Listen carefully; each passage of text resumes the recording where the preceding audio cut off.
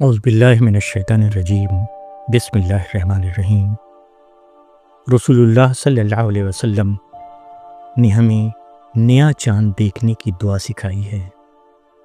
نیا چاند دیکھنے کی دعا رسول اللہ کی سنت ہے۔ اس دعا کو ہم رجب، شعبان، رمضان، شوال یا کسی بھی مہینے کا چاند دیکھتے وقت پڑھتے ہیں۔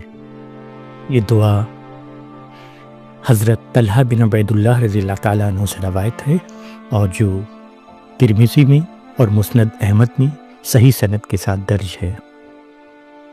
نئے چاند کی دعا۔ بسم اللہ الرحمن الرحیم۔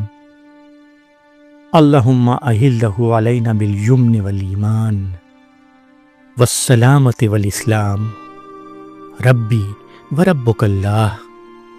اللہم اہلہ علینا بالیمن والایمان والسلامۃ والاسلام ربی وربک اللہ۔ اس دعا کے معنی ہے: اے اللہ، اس چاند کو ہم پر خیر و برکت، ایمان، سلامتی اور اسلام کے ساتھ طلوع فرما۔ اے چاند، میرا اور تیرا رب اللہ ہی ہے۔ اس دعا کو ہمیں نئے چاند کو دیکھتے وقت پڑھنا چاہیے اور اس دعا کی بڑی فضیلت ہے۔ اس دعا کو ہمیں اس لیے پڑھنا چاہیے کیونکہ یہ حضور صلی اللہ علیہ وسلم کی سنت ہے۔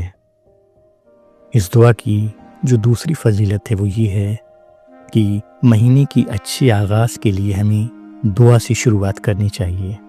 اسلامی تعلیمات میں ہر نئے کام کا آغاز دعا سے کرنا باعث برکت ہوتا ہے۔ اس دعا کی تیسری فضیلت یہ ہے کہ یہ دعا پڑھنے والے کے لیے سلامتی اور خیر کی طلب کرتی ہے۔ یہ دعا آنے والے مہینے کو آفات، فتنوں اور پریشانیوں سے محفوظ رکھنے کی دعا بھی ہے۔ اس کے علاوہ یہ دعا ہماری ایمان کو بھی مضبوط کرتی ہے۔ اس دعا میں ایمان اور اسلام کی بقا کی دعا شامل ہے جو دل کو مضبوط کرتی ہے۔ اس دعا کی ایک اور بڑی فضیلت یہ ہے کہ یہ دعا ہمارے توحید کا اظہار بھی ہے۔ اس دعا میں میرا اور تیرا رب اللہ ہے کہہ کر بندہ اللہ کی ربوبیت کا اقرار کرتا ہے۔ ہر اسلامی مہینے کی شروعات ہمیں نئے چاند کی دعا سے کرنی چاہیے۔